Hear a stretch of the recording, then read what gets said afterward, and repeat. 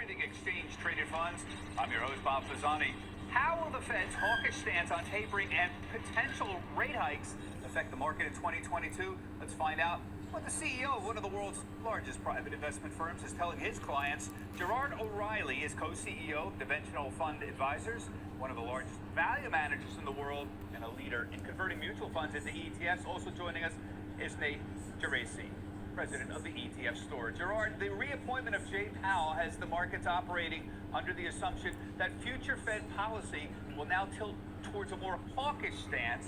What, in your opinion, does this mean for stocks in 2022, and what does raising rates mean for the markets right now? Thanks, Bob, and thanks for having me on the show. It's good to see you. You know, when you look at what the Fed is doing today, they're really telegraphing what their plans are over the next few months. And so the market is incorporating that information into prices today.